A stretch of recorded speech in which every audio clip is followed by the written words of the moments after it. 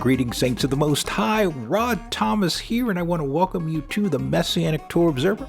I want to thank you for taking the time from your busy schedules to fellowship with me here today. And as always, it is our hope, trust, and prayer that this installment of TMTO finds you, your families, and fellowships well and blessed. Let's get into today's installment without any more hesitation. This is the difference between faith and belief. The difference between the concepts of faith and belief. And it will be part 3 of our series within a series entitled The Place Where Obedience and Faith Intersect. Now, before you get too riled up, because I had indicated in part 2 that that was the end of it.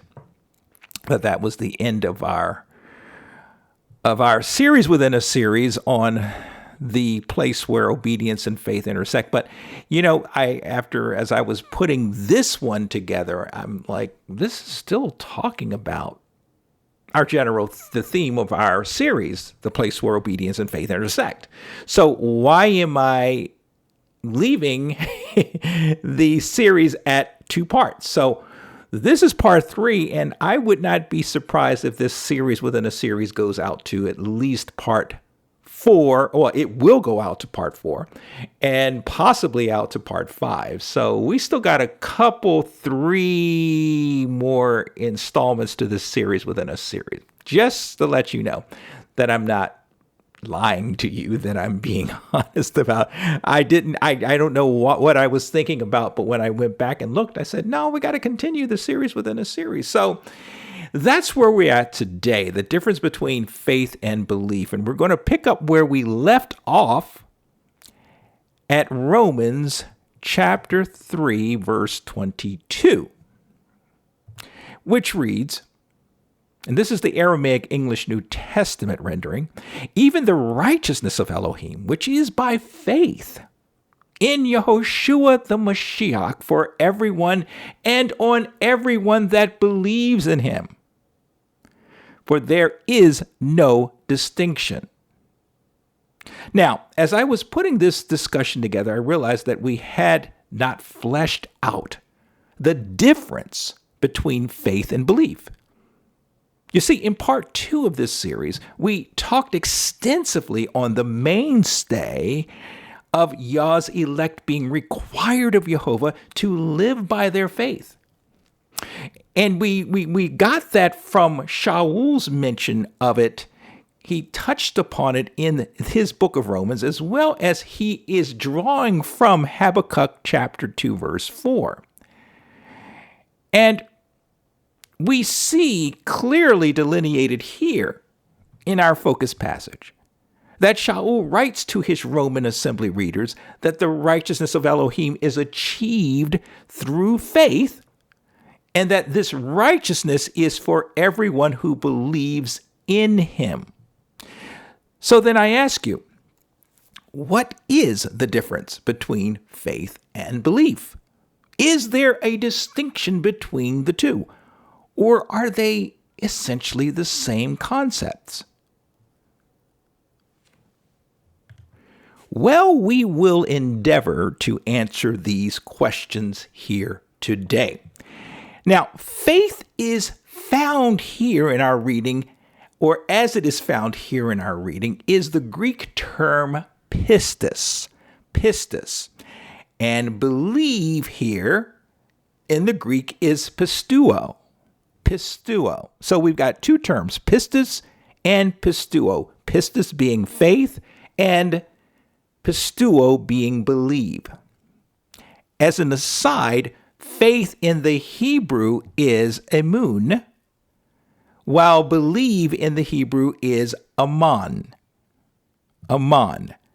Now, we'll get into this a little more as we progress in our discussion here today, at least in terms of the Hebrew. But for our discussion here today, the bulk of what we're going to be talking about is being drawn from the Greek understanding of faith and belief.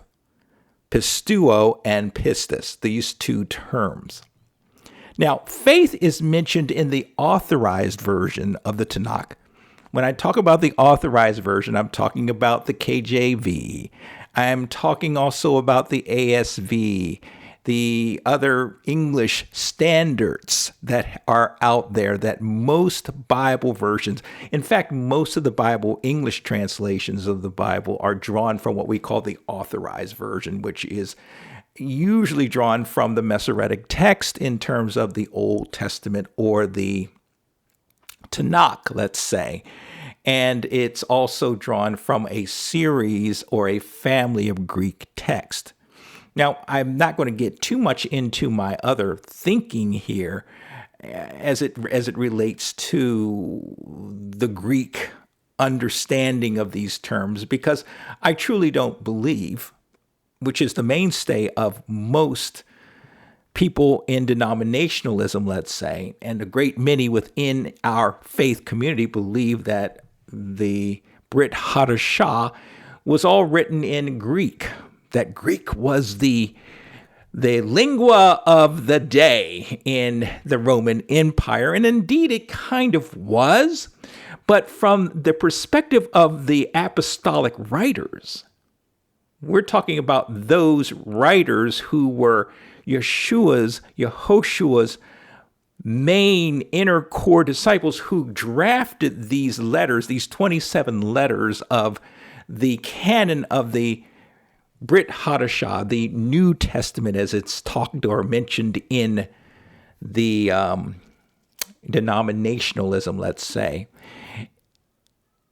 It stands to reason that they weren't necessarily written in Greek, in Koine Greek. These were Jewish men growing up in Jewish communities, speaking to Jewish readers and listeners. So it stands to reason that their writings would have been either composed in Hebrew or more likely in Aramaic. And maybe one day we'll do a discussion on that, on what the main language was that these writings, especially the apostolic writings, were communicated in.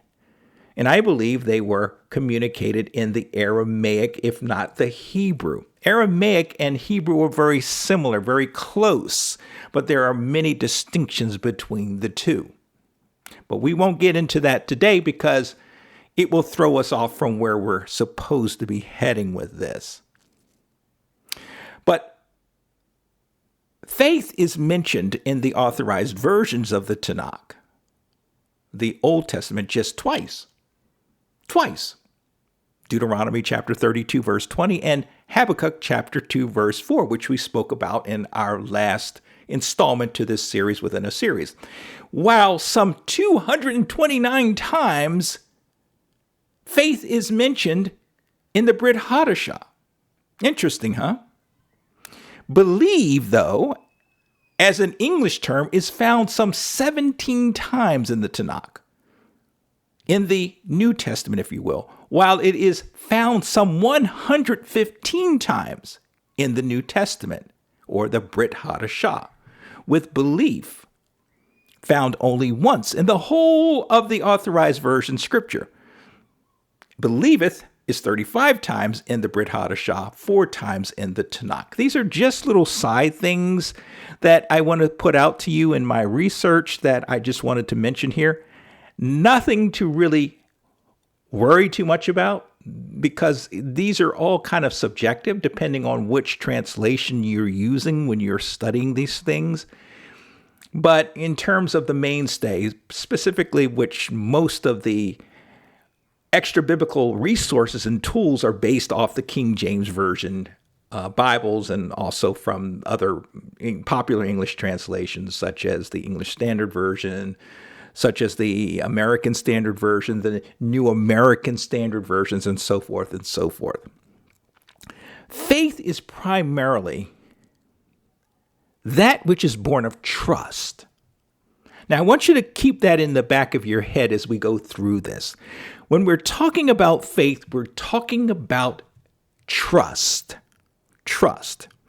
Because a thing is believed as true, it is worthy of trust. 2 Thessalonians chapter 2, verse 13. That wasn't the actual citing of the passage, but that is a support passage. In this passage we're talking about, in the Thessalonian passage, you know what? Let me just read that. 2 Thessalonians, by the way, chapter 2, verse 13. And it reads, but we are bound. This is the Aramaic English New Testament. I'm sorry.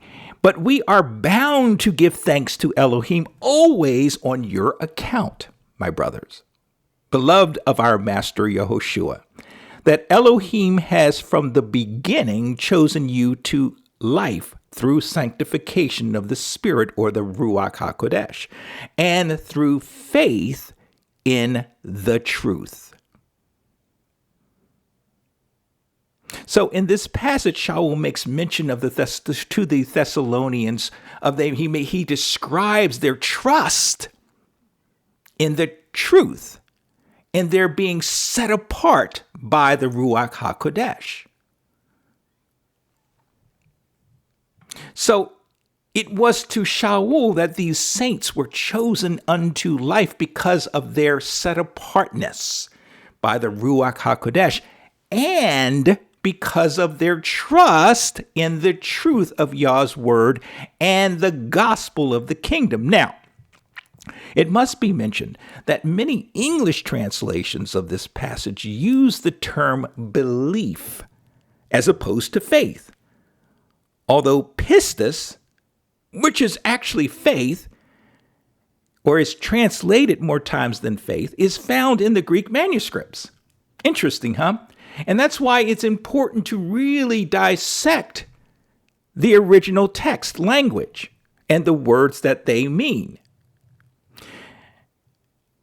And so, bearing in mind that faith is generally founded upon trust in Yah and his word, faith as opposed to belief is best used here instead of belief. And there are many other examples of places where belief is used instead of faith, and vice versa. And these are things that we need to be cognizant of when we're studying the apostolic writings, in particular Shaul's writings. Things get turned around. Now, I wouldn't go so far as to say that there is an intentional manipulation of the text. It's just that the translators and the scholars, or I should say the scribes, who were translating and transcribing the original manuscripts into the text that we have today, that they either took liberties at interpreting whether it means belief or faith, or they just didn't really pay much attention and they transposed the faith and the beliefs. So there's that innocence, that mistakenness. Or it was just a manipulation based upon their view, their perspective of what the apostle was actually saying. Moving on. There are degrees of faith or trust that go up to that of a full assurance of faith, a full assurance of trusting, a full trusting. Shaul asserts that Elohim's righteousness is revealed from faith to faith, as the elect one of Yah lives by their faith. And this is found in Romans chapter 1, verse 17.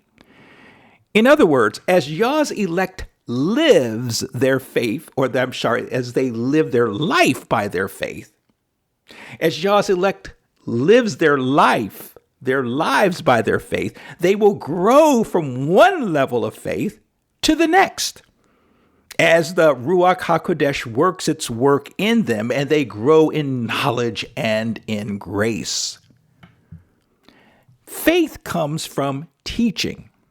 Romans chapter 10, verses 14 through 17. For faith to manifest, there must be knowledge. John chapter 10, verse 38. Increasing one's understanding of Yah's eternal word, his truth, is key to one's increased faith. Faith, in addition to understanding, must consist of what certain scholars frame as an assent. An assent. Assent is an act of one's will. In simpler terms, faith is an action word. An action word. Faith requires one to do something in response to their trust. Now, some folks declare there is such a thing as saving faith. Saving faith. Saving faith is said to be received by the one who would be justified or who receives Abba's imputed righteousness. And these contend that this saving faith rests upon Yehoshua alone for one's salvation. And I should also add that these also reject the keeping of Torah or any mention of establishing an obedient covenant relationship with Jehovah. But then what else is new? Furthermore, these same theologians contend that faith accepts and believes that the word of Yah is the absolute truth, and that it leads to the sinner being justified before a holy and righteous Elohim. And this is all supported by Romans chapter 3, verse 22 and verse 25, Galatians chapter 2, verse 16, Philippians chapter 3, verse 9, John chapter 3, verses 16 through 36, Acts chapter 10, verse 43, and Acts chapter 16, verse 31. So this saving faith must also consist of a consciousness of one's sin and his or her dire need of a Savior. These are all well and good explanations, I would say, of faith by denominationalists. These are denominationalists I refer to who put this, fundamentalist, orthodox Christians, if you will. And I would say to a great extent, their definitions and understanding of what true biblical faith is true. I wouldn't go so far as to say they're wrong. However, their definition of faith, to me, lacks in its substance. It's lacking substance.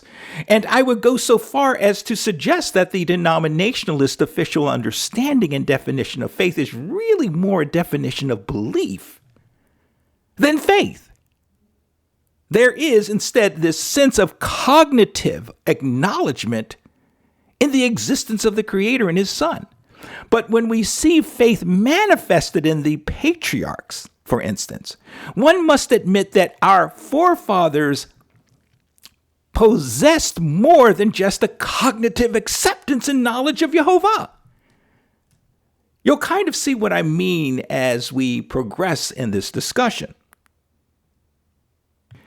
But biblical faith can be viewed or framed as a reliance and trust in Messiah to deal with one's sin. If we really want to bring in this whole concept and talk about being aware of one's sin and one's desperate, dire need for a Savior, trusting in Messiah for the atonement of our sin, which leads to the imputation of the righteousness of Elohim. So in that process, again, using the denominationalist understanding of faith, Mashiach, Messiah, Yeshua becomes one's own. Yeshua becomes one's own. He becomes one's possession, if you will. And I'm not talking from this kind of self-centered, objective ownership of him, but he is part and parcel of you. It's something you possess that you will not let go of.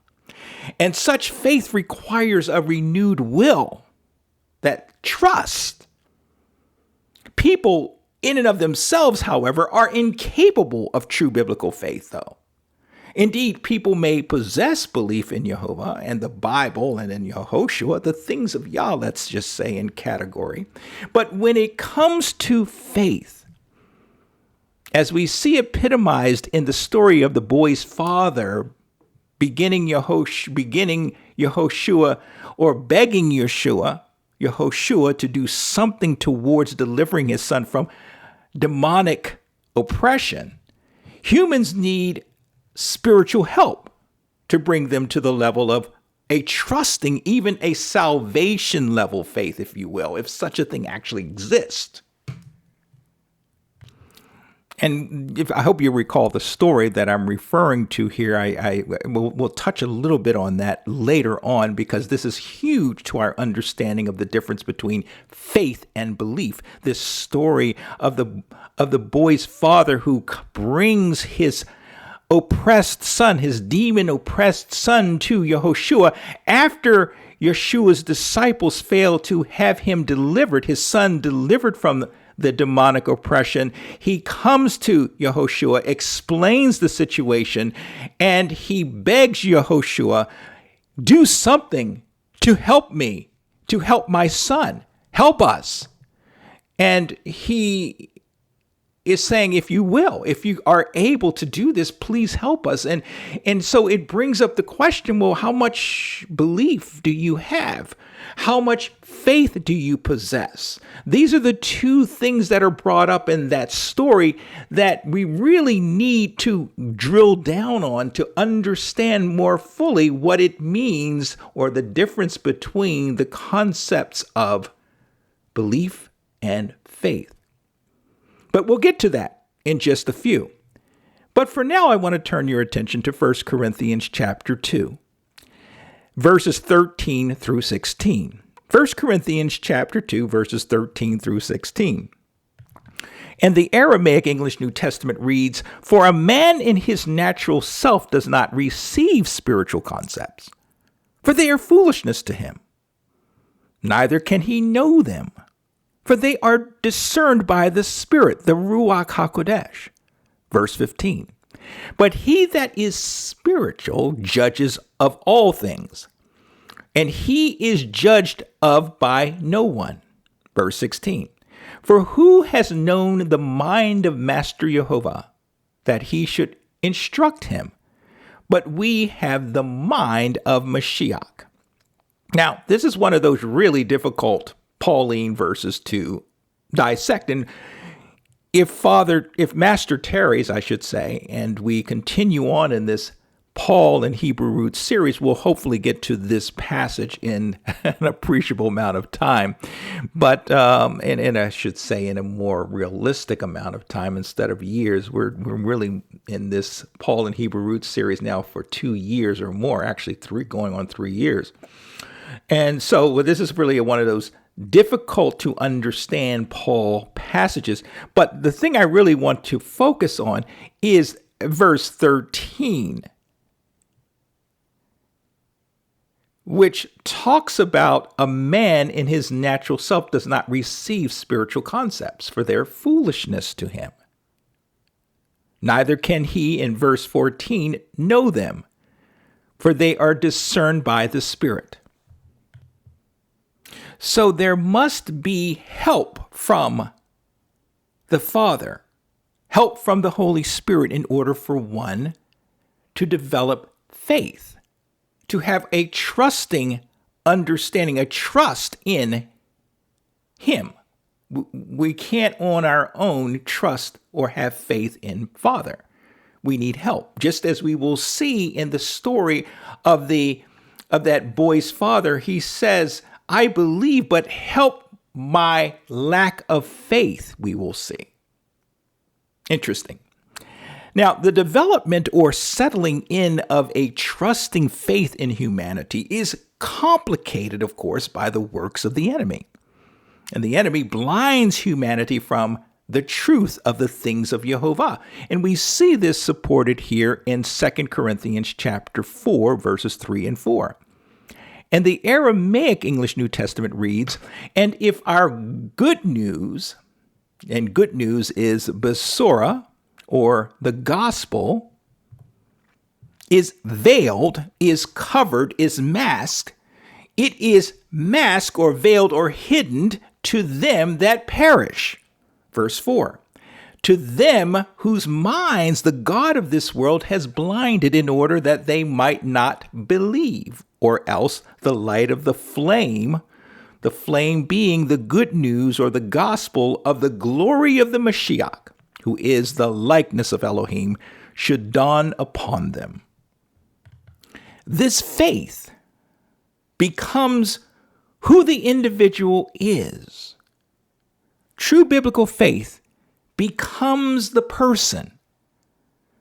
The person becomes the faith.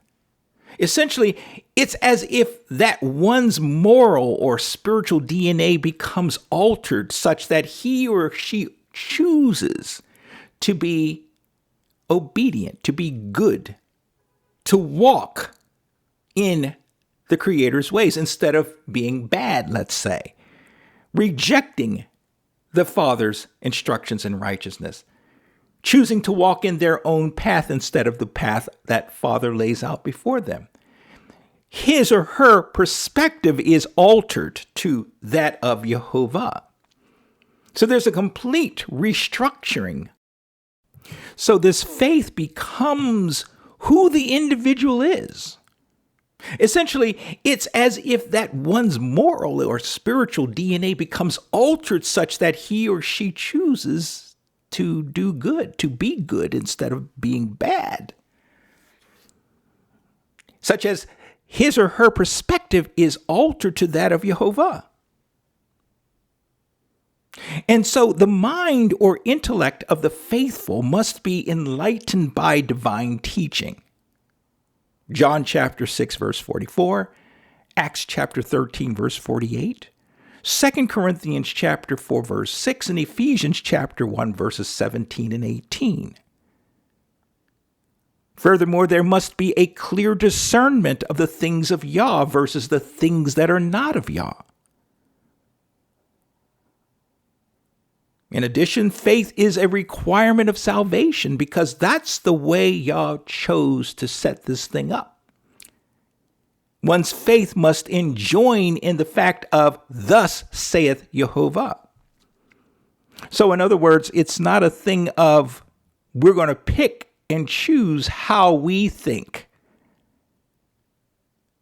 we should receive Yah's righteousness, how we are going to be saved, because that's the thing of manipulating faith.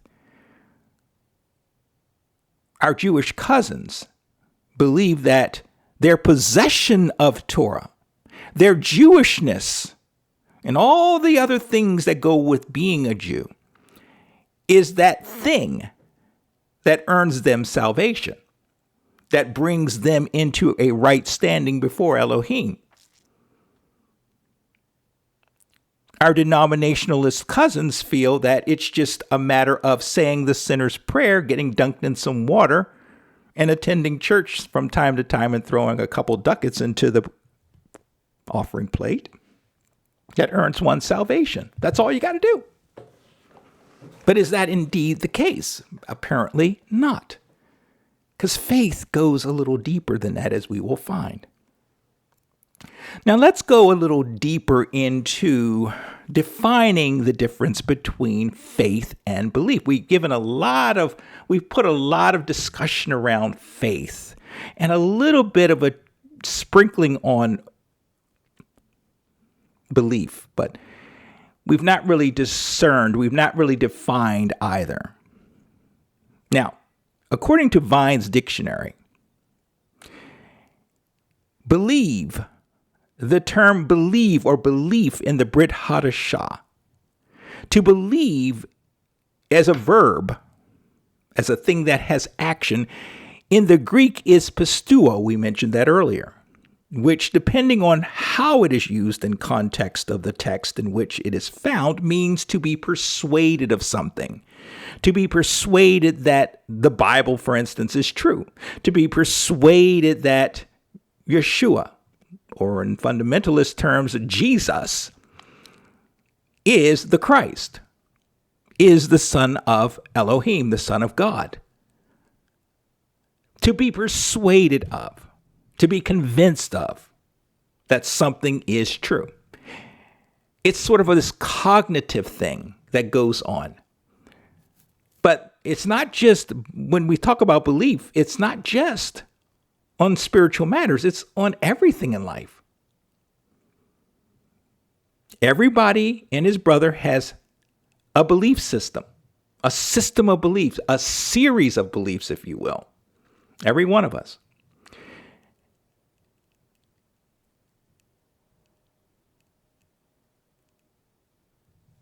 Now, faith in the Brit Hadashah, according to Vines, faith is the term pistis, which, depending on how it is used in context of the text in which it is found, could mean a firm persuasion, a conviction that is based upon hearing.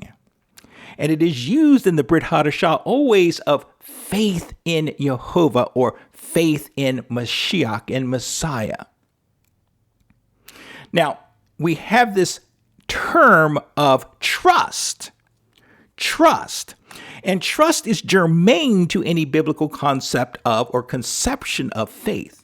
As evidenced throughout the whole of the Brit Hadashah, there is this element of trust that defines and that distinguishes faith from that of belief. And I have a whole laundry list of scriptural passages that support this, but for the sake of time, I won't delineate those. You can find those in the show's transcription at themessianic.org under this particular post, if you're so inclined to check each of those passages out. As like almost 8 or 9 of those. But as it relates to biblical faith, pistis consists of a number of elements to it. It consists of a number of elements, more so than belief, which is pisteuo. Faith has a lot more heft to it, a lot more substance to it, as I mentioned earlier.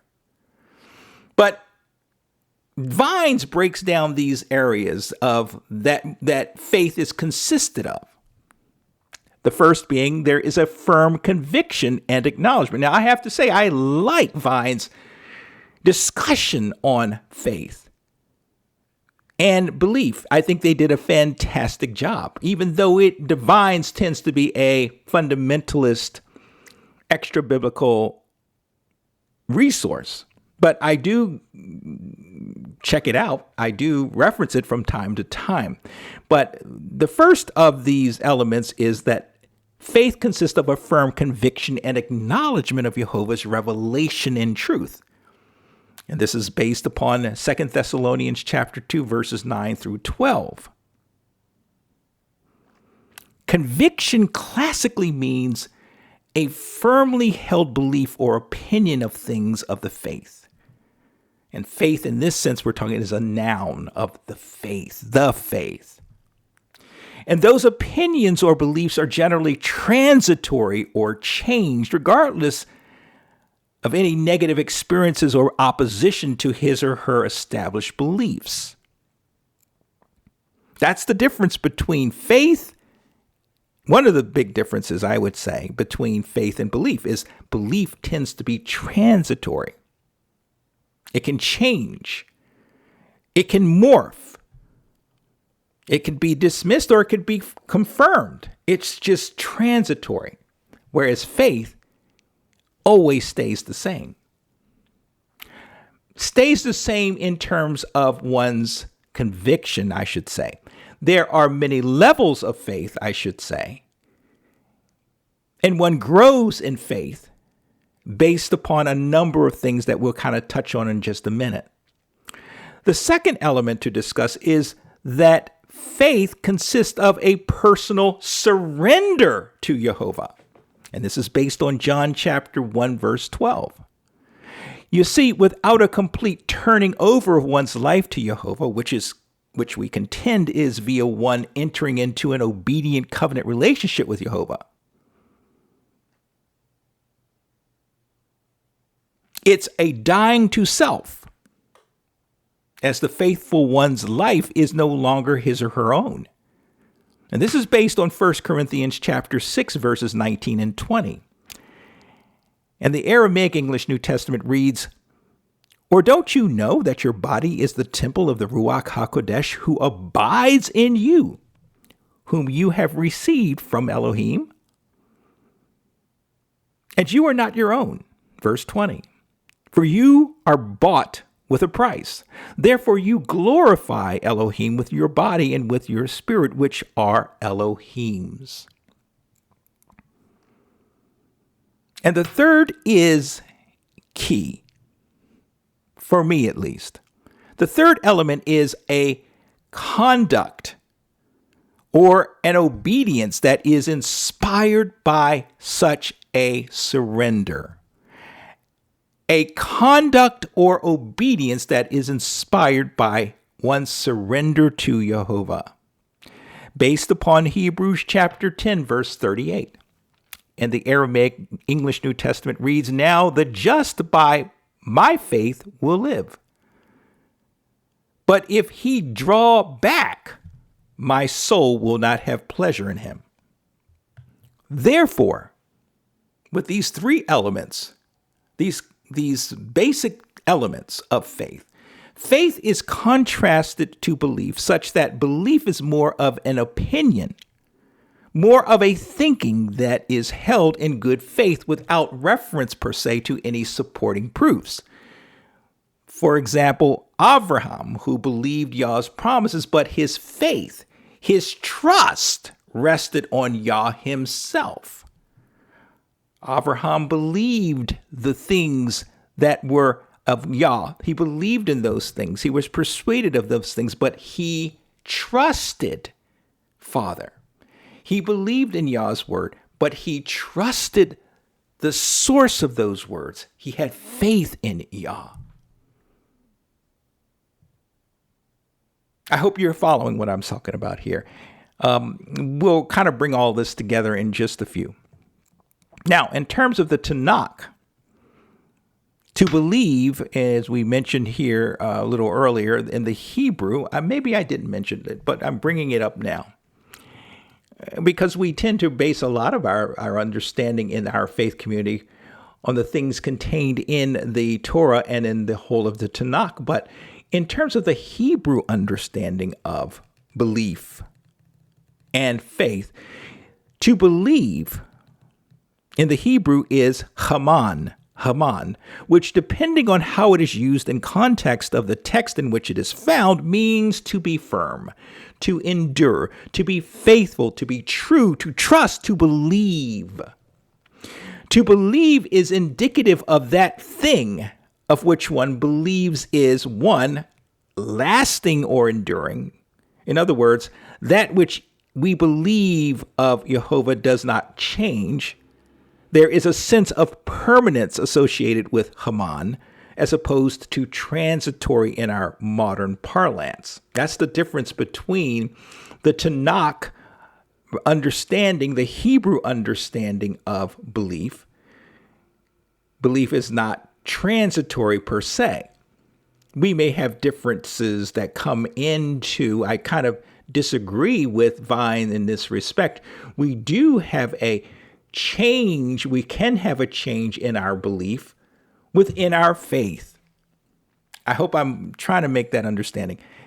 Many of us, let me use myself as an example. When I came into this faith, this Torah observing, Torah honoring, covenant relationship faith of ours, from denominationalism. I grew up in denominationalism. I was brought up in denominationalism. And I grew up with all of the Trinitarian belief systems and all of the mainstay denominationalist undertakings that define Christianity, traditional Christianity. I didn't believe that you should be keeping Torah. I think you've fallen from grace if you did such a thing, for instance. I didn't believe it. But I had that change that came to me after I did my own study, and the Spirit opened my eyes to the reality of what true faith in Mashiach consists of. So my beliefs changed. It was transitory, but my faith took on also changed. My faith also changed. That changed, but let's just say that my conviction on the fact that Yeshua is my Messiah and Jehovah is my creator hasn't changed. It's just that what is expected of me has dramatically changed. My beliefs have dramatically changed. And that belief has also impacted my behavior. So Vine says that there's this lasting or enduring element to belief. There's a permanence there, but I don't believe it. I don't buy into that. I think there can easily be, and we've seen that. I just gave you an example of why I don't believe that's true. Number 2, there is a firm or trustworthiness. Okay? But let me back up. Let me back up. I don't believe it from the general standpoint about belief. Let me say that. There's this lasting and enduring permanence. But bear in mind, we're talking about the Hebrew understanding. And this is going to become evident in just a minute, because let me just put it out there right now. Belief and faith are essentially interchangeable in the Hebrew mindset. In the Tanakh, they're one and the same, basically. There may be 2 separate words, but they mean essentially the same. It's different than it is expressed in the Brit Hadashah, the New Testament. They are different in the Brit Hadashah, belief and faith. But in terms of the Tanakh, there isn't any difference.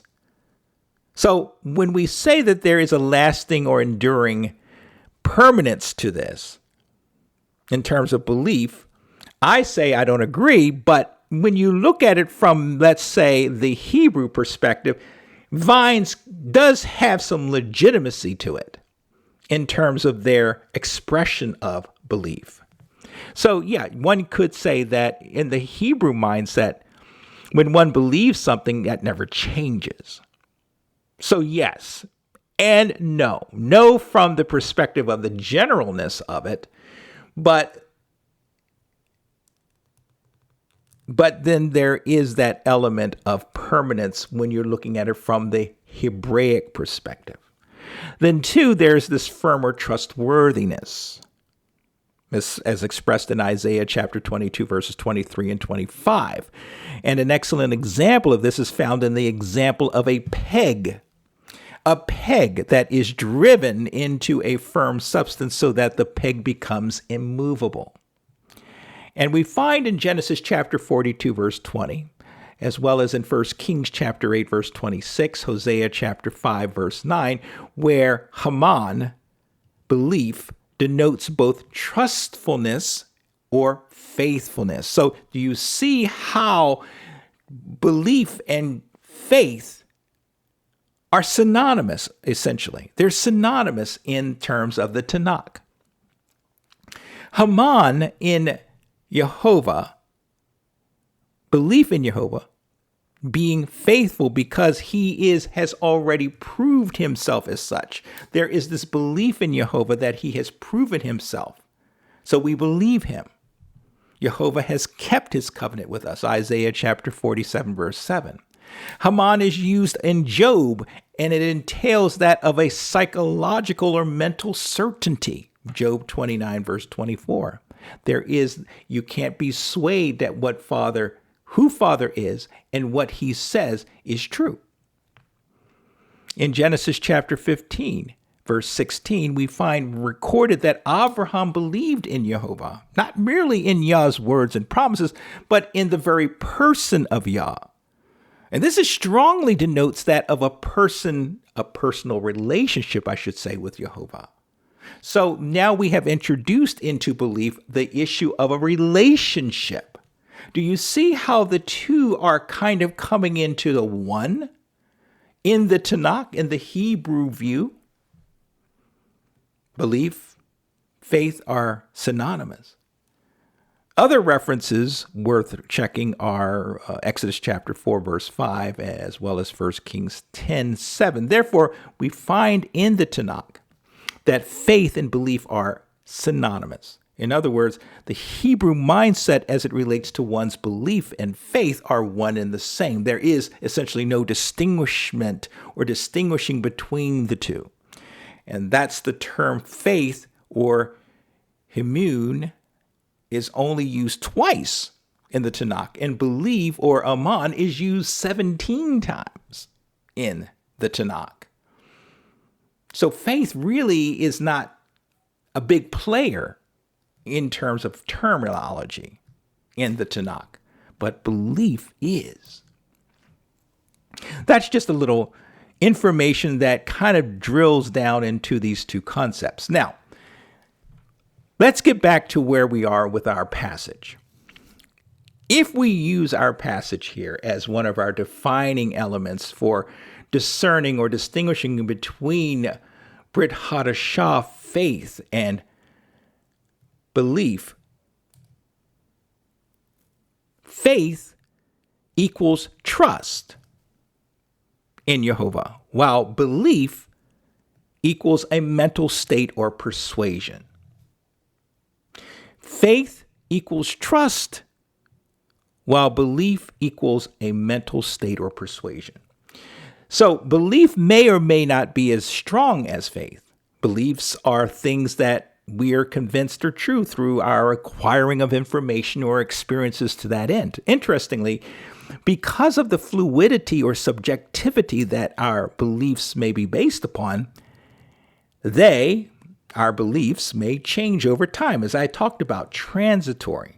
And this is in the Brit Hadashah, the New Testament understanding of these two terms, belief. Faith, on the other hand, consists of belief. There are elements of belief in our faith. But faith, on the other hand, consists of belief as well as actions, as well as a confidence.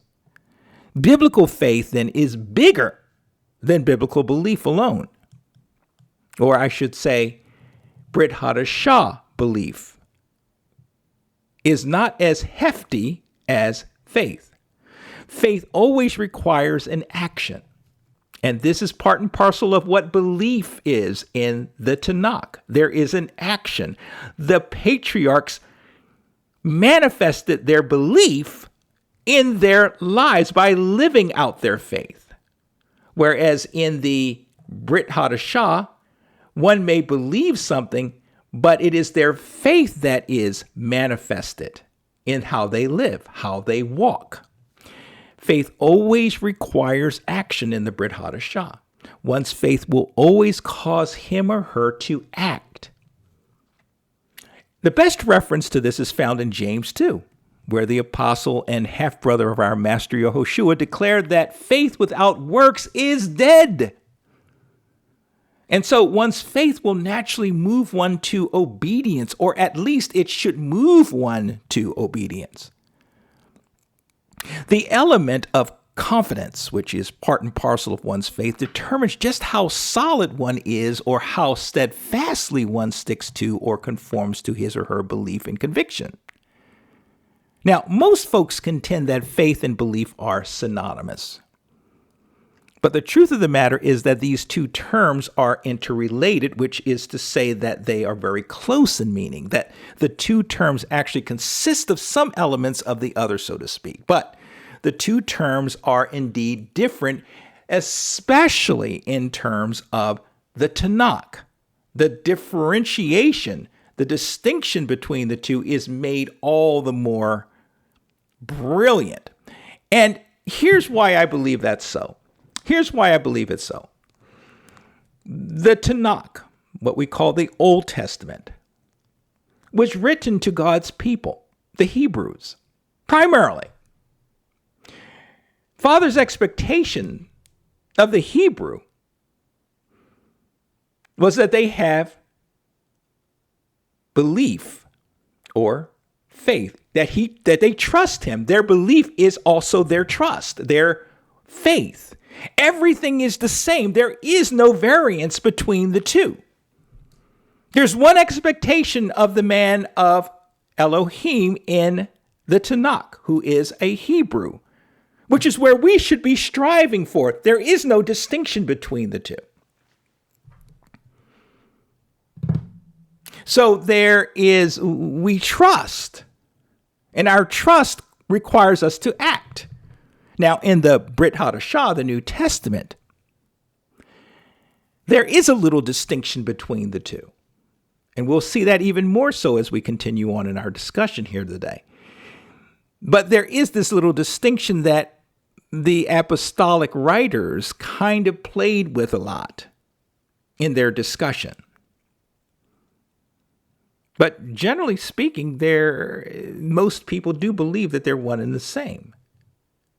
And so there is little to no mystery as to why the vast majority of English Bible translators make no distinction between the two. One of the best ways to not only display this principle, but to also show a clear distinction between the two terms of faith and belief is found in Matthew chapter 17, verse 20. And this is the verse I was alluding to earlier in our discussion, where we have the father bringing his demon-oppressed son to Yeshua for deliverance. This is the Holman Christian Study Bible rendering that I'm going to put forth to you, and there's a reason for my madness. And again, chapter 17, I'm going to read verses 19 and 20, not just 20, but 19 and 20. And it reads, "Then the disciples approached Yeshua privately and said, 'Why couldn't we drive it?'" The it being demons out. Verse 20, and Yeshua responds, "Because of your little faith," he told them. "For I assure you, if you have faith the size of a mustard seed, you will tell this mountain, 'Move from here to there,' and it will move. Nothing will be impossible for you." So do you see a problem here?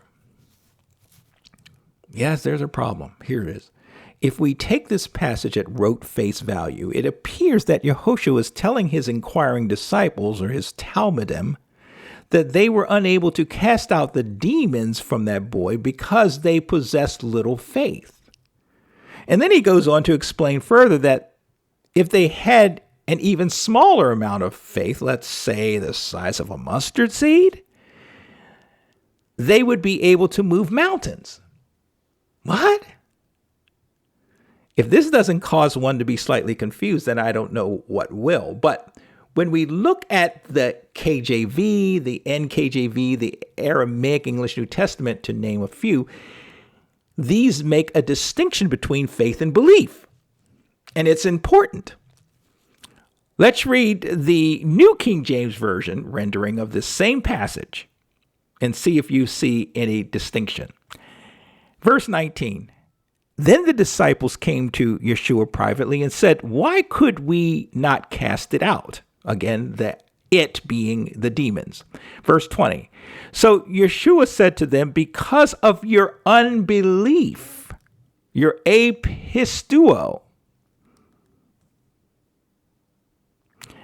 because of your unbelief, for assuredly I say to you," and here it is, "if you have faith as a mustard seed, you will say to this mountain, 'Move from here to there,' and it will move, and nothing will be impossible for you."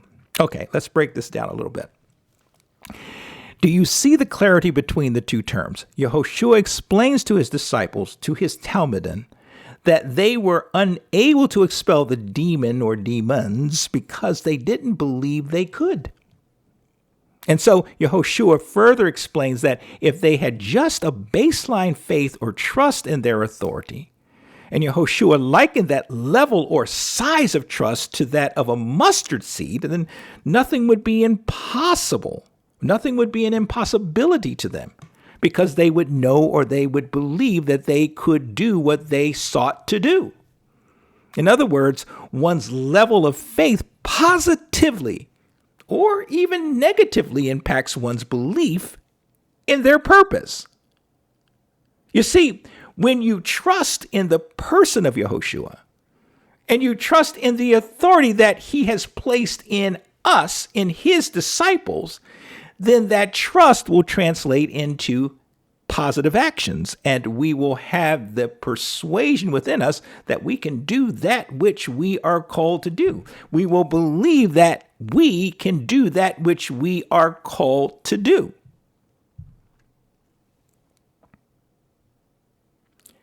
Yaakov, or the Apostle James, the half-brother of our master Yehoshua, points out that faith without works being obedience, is simply a belief. Essentially, he does point this out in James chapter 2. In fact, that whole second chapter of James is talking about faith in works. The same Yaakov mentioned that demons certainly believe in Yehoshua and Jehovah, but they actually shudder just at the mention of their names. James chapter 2, verse 19. So it's not a big deal to believe in Yehoshua, because even the demons believe. But what's the difference? Demons do not possess a trusting faith in Yehoshua and Jehovah. They don't have a relationship with Jehovah. They're not in covenant with Jehovah. That's the difference. That's the difference between believing and faith in the Brit Hadashah. I hope this is making sense to you. Because it's very important, because our cousins in Judaism, I'll get into that. I'm getting ahead of myself. We need to move on. The writer of Hebrews defined faith as, and this is the Aramaic English New Testament, the persuasion of the things that are in hope as if they were in actual fact. And it is the manifesting of the things not seen. And this is Hebrews chapter 11, verse 1. So the writer invokes the concepts of persuasion, which can also mean assurance and confidence and conviction. There is then within the faith holder a settled sense of confidence that something that is not seen but has been promised by Elohim will actually come to pass sometime in the future. There is a trusting in the person, in a trusting in the words of Elohim and his Messiah. And this trusting faith, if you will, is testified to throughout the whole of chapter 11 in Hebrews. And so the truth seeker, the truth lover, can simply peruse the 11th chapter of Hebrews, and from the list of faithful patriarchs, gain a well-rounded education on this critical subject of biblical faith. The persuasion that encompasses biblical faith is one that provides the soul a foretaste of that which is foreshadowed and promised, a present-mindedness, if you will, that which is promised has in some sense already come to fruition. Yes, in other words, the check's in the mail. And those things that cannot be seen by the physical eye are in reality of the mind. There is a certitude, if you will, that Jehovah is real, that he is a rewarder of those that diligently seek after him. Thus, faith as opposed to belief is that thing that pleases Jehovah. Hebrews chapter 11, verse 6.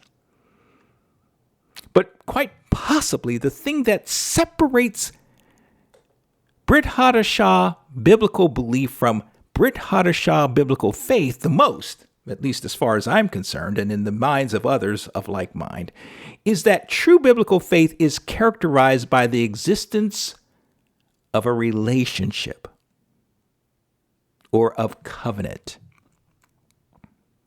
You see, our faith is something that we, the chosen of Yah, are instructed to live by.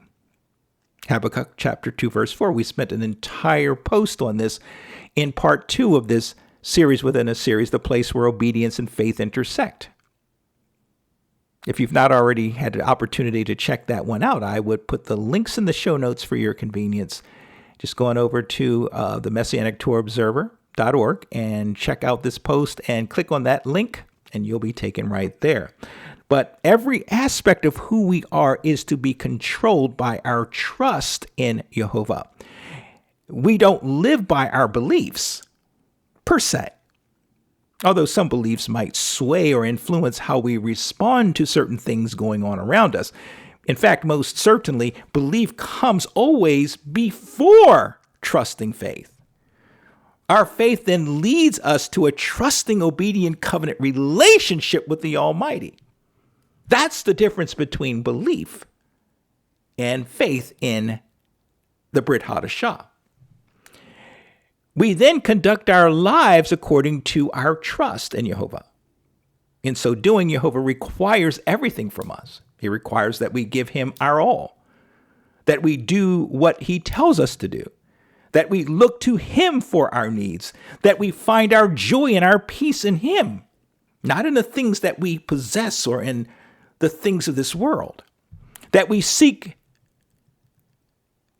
to be like him, that we seek to fear him, to trust exclusively him, and so forth. This becomes what we often refer to in our community as halakha. It's our walk. So we walk or we journey in the footsteps of our Master Yehoshua Messiah, who is the splitting image of our Creator, his Father, Jehovah Elohim, King and Creator of the universe. And if we follow him, Yehoshua, to the T, and we conform to his image, we imitate him, if you will. We are likewise being formed into the very image of our Elohim, our Creator. Yes, we were essentially made in the image of Jehovah in the beginning, but through Yehoshua, we are being made to be like him in a great many ways, to take on his perspective in life, to see as he sees, to think as he thinks, to feel as he feels, to behave and act as he acts and behaves. Folks, faith in the Greek pistis is all about being in a trusting, obedient covenant relationship with the Creator of the universe. True biblical faith is inextricably linked to covenant, and I pray that you can see that. And so conversely, belief, although it is part and parcel of one's trusting faith, does not necessarily involve covenant relationship with Jehovah. Anyone, either within or outside our faith community, can believe in Jehovah and his word. In fact, it has been reported that at least a third of the world believes. A third of the world possesses a cognitive or ideological acceptance and understanding of Jehovah Elohim, which I would say is belief. A lot of people believe that the Bible is true. They believe that God exists. They believe that Jesus is the Christ, the Son of the living God, and so forth. However, the difference that one must recognize here is that the person who possesses true biblical faith is in covenant relationship with Jehovah. That's the difference. That covenant relationship will influence their belief in a number of ways. How they exercise their authority and power in Messiah, how they carry themselves within and outside their faith community, or how they understand Yah's word, and so much more. Additionally, our faith comes by hearing and teaching of the word, Romans chapter 10, verse 17. And then it behooves us and is required of us that we believe the gospel. Because believing the gospel is part and parcel of having a trusting faith in Jehovah. Ideally, humanity is supposed to believe on and possess trusting faith exclusively in Jehovah and his son, Yeshua Messiah.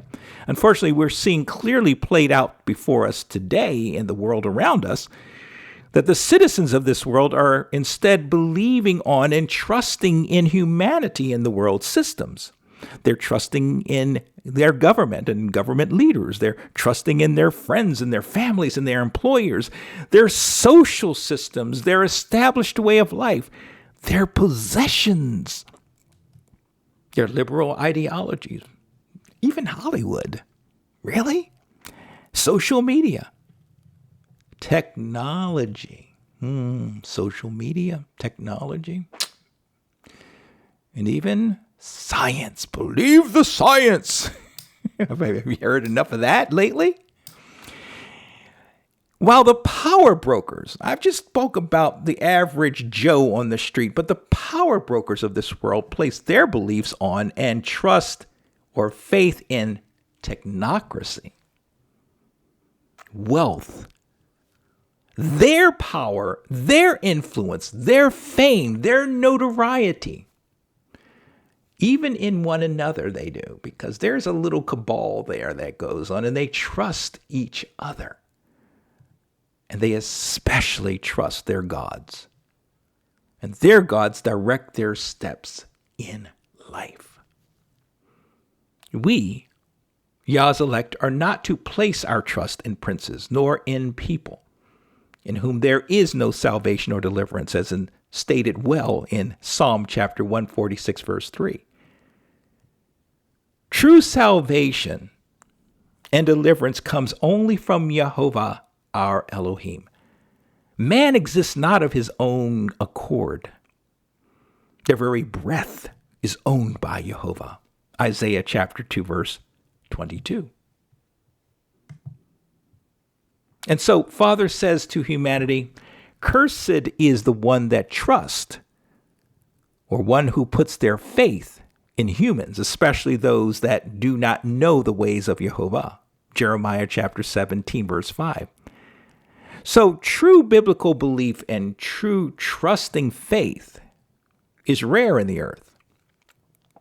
It is found in a remnant of people who all too often reveal their trusting faith in Jehovah and in his ways by giving up their lives for their faith. They do not place their trusting faith in any of the above mentioned elements.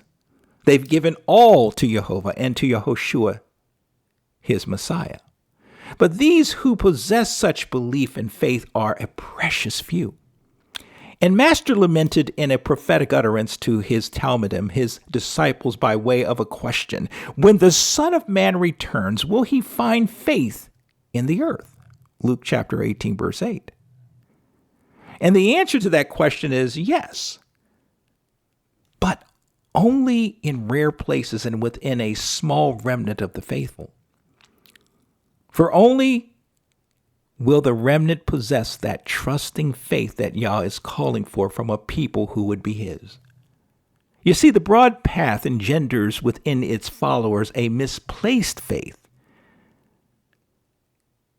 and belief system that leads only to destruction and death. The broad path is all about trust in men and their systems, trust in the God of this earth, trust in one's possessions and position in life, and so forth. Conversely, the narrow path engenders a necessary trust and belief in the one who will guide their way to life. The very fact that the pathway to Jehovah is narrow and arduous demands one trust in the Elohim that will lead them along the paths of righteousness with the help of his Ruach HaKodesh.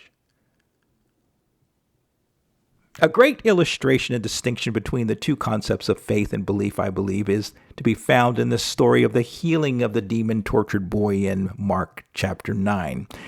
And we will go ahead and read this passage, the whole passage. And it extends from verse 14 through 29. Let's go through this so we can kind of bring this to a close here. And it reads, and this is going to be the King James Version rendering. And it reads, and when he came to his disciples, his being Yehoshua, he saw a great multitude about them, and the scribes questioning with them. Verse 15, and straightway all the people, when they beheld him, were greatly amazed, and running to him, saluted him. And he asked the scribes, what question ye with them? Verse 17, and one of the multitude answered and said, Master, I have brought unto you my son, which hath a dumb spirit. Verse 18, and wheresoever he taketh him, he teareth him, The he taketh him is talking about the demon or demons or the dumb spirit. Wheresoever he taketh him, he teareth him. He bangs him up pretty much, and he foams and he gnashes with his teeth and pineth away. And here's something vital to keep in mind here as we read. And I spake to your disciples that they should cast him out, and they could not. Verse 19. He answereth him, he being Yehoshua, and he says, and he's actually he's actually addressing his disciples here as much as he's addressing the father of this boy. He says, O faithless generation, how long shall I be with you? How long shall I suffer you? So he's basically pointing out, or he's actually highlighting the faithlessness of his disciples. How long shall I suffer you? And then he tells his disciples, or he tells those around him, bring him, that boy, unto me. Verse 20. And they brought him unto him. And when he saw him, straightway the spirit tare him, and he fell on the ground and wallowed foaming. Verse 21. And he asked his father, how long is it ago since this came unto him? And he said, of a child. He's had this issue since he was a child. Verse 22. And oftentimes it hath cast him into the fire and into the waters to destroy him. And here is the crux of the matter here. The father says to Yehoshua, but if thou canst do anything, if you can do anything, have compassion on us and help us. Verse 23. And this is Yeshua's response. He says to the man, and this is key, if you can't believe, all things are possible to him that believeth. And straightway the father of the child cried out and said with tears, and this is one of the most moving elements, the most moving parts of the Brit Hadashah you can come across, because this man, this boy's father, in his deepest sorrow and concern for his child, is so transparent here that it just moves you. He says, I believe, but help thou my unbelief. Wow. And I say that so often to Father in prayer. I believe you, Father, but help me. Help me. And we're going to get more into this in just a second on what exactly is more the accurate rendering of this. Verse 25, when Yeshua saw that the people came running together, he rebuked the foul spirit, saying unto them, thou dumb and deaf spirit, I charge thee, come out of him and enter no more into him. Verse 26, and the spirit cried and rent him sore and came out of him, and he was as one dead, insomuch that many said, he's dead. Verse 27, but Yeshua took him by the hand and lifted him up, and he arose. Verse 28, and when he was come into the house, his disciples asked him privately, and we talked about that, why couldn't we cast them out and so forth. Okay, there are 4 specific points I want to draw and examine from this passage. 1, Yehoshua refers to his Talmudim as a faithless generation in response to the boy's father, revealing to Yehoshua that his Talmudim, his disciples, were not able to expel the demons from the boy. Okay, number 2, the boy's father expressed a level of uncertainty in Yehoshua being able to heal his boy. That is key.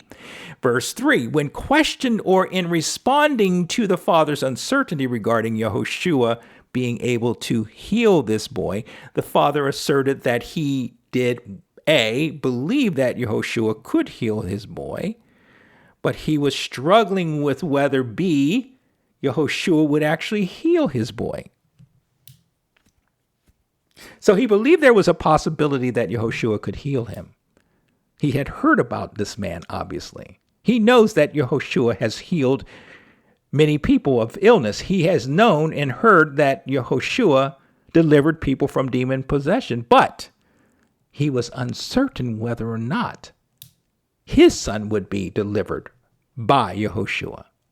And we will see in just a moment that the text in most English translations of our Bible use only the terms belief or believe, and or I should say believe, without the term faith having anything to do with this story, with the exception of Yeshua referring to his talmidim as being faithless. And this would suggest to the average reader that the boy's father's faith was not a factor in the healing of his son, or that belief and faith are one and the same thing. But the Aramaic English New Testament and the Peshitta does make a differentiation, I should say, between faith and belief here that we must take into consideration in our attempt to understand the difference between the two concepts. And lastly, when Yehoshua was asked by his talmidim why they could not expel the demon from the boy, Yehoshua informed them that there are things such as the expelling of certain evil spirits that require things in addition to belief and faith. They, in fact, also require prayer and fasting. Now, focusing on verse 22 through 24, the Aramaic rendering goes as such. Verse 22, and many times it has cast him into the fire and into the water to destroy him.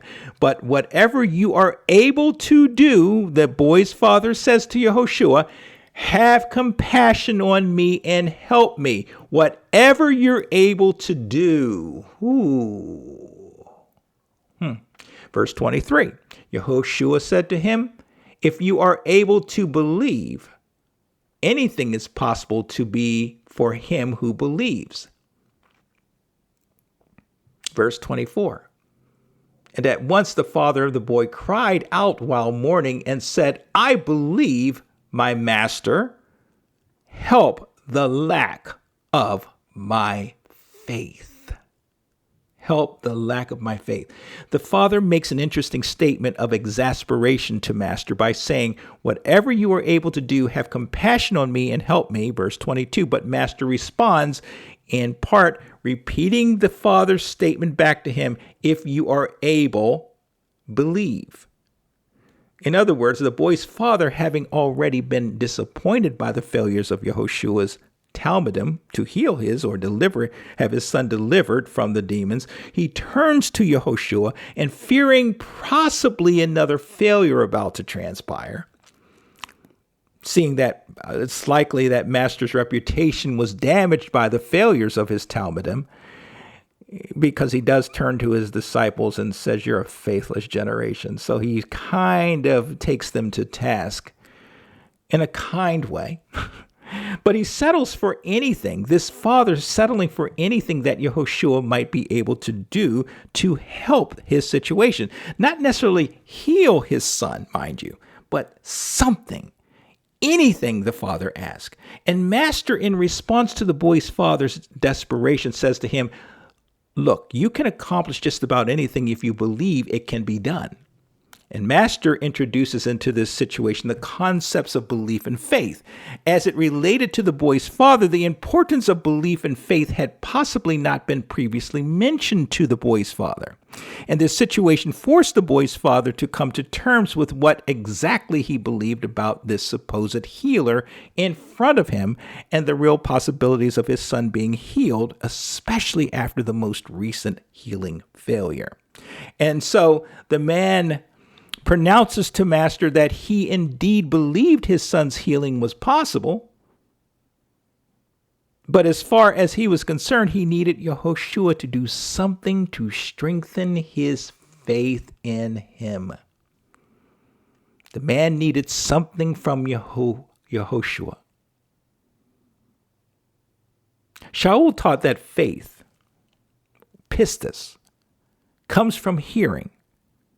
And that which is heard comes from the gospel or word of Yah, Romans chapter 10, verse 17. And so as far as the tortured boy's father was concerned, he needed an assurance from Yehoshua himself. So our faith is built upon the word of Elohim. His word causes us to trust him, to be at one with him, to be in an obedient covenant relationship with him. Interestingly, the talmidim, the disciples, requested of Yehoshua that he increase their faith Luke chapter 17, verse 5. And Master responded by simply positioning their perspective on the matter of faith, pistis. Master told them that it all starts with a seed of faith, of conviction, of trust. If you have a seed amount of true faith, trust, you will be convinced that you can accomplish amazing things. You will believe you can accomplish amazing things, Luke 17, verse 6. If you simply trust in me, the me being Yehoshua, trusting faith, you will do amazing wonders. Belief. Brethren, in our closing, we believe, pistuo, when we are persuaded that the gospel is true and that Yehoshua is our Messiah. That persuasion leads to faith, pistis, which is a conviction of truth that leads to an obedient covenant relationship with the Almighty. Belief doesn't necessarily manifest in action or behavior, or even a covenant relationship. But faith always requires positive action on our part.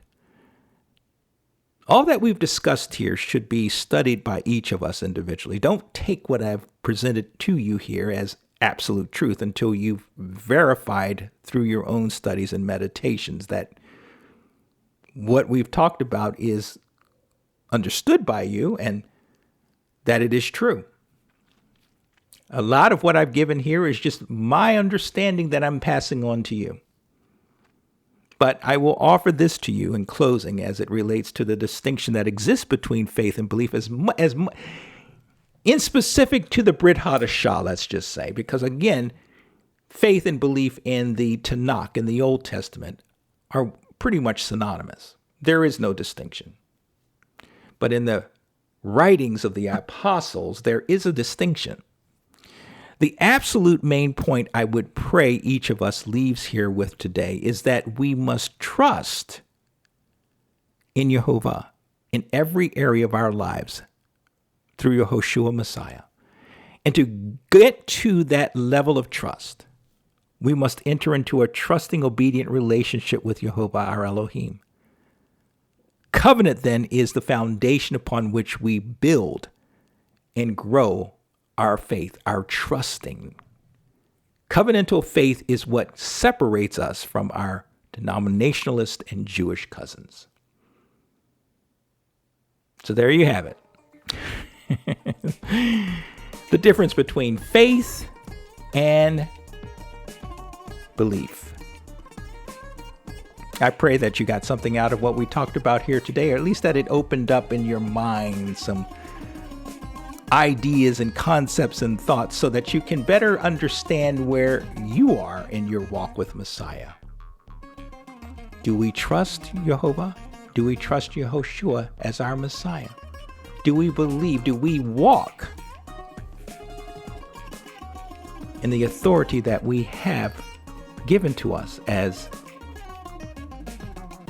Yehoshua's disciples?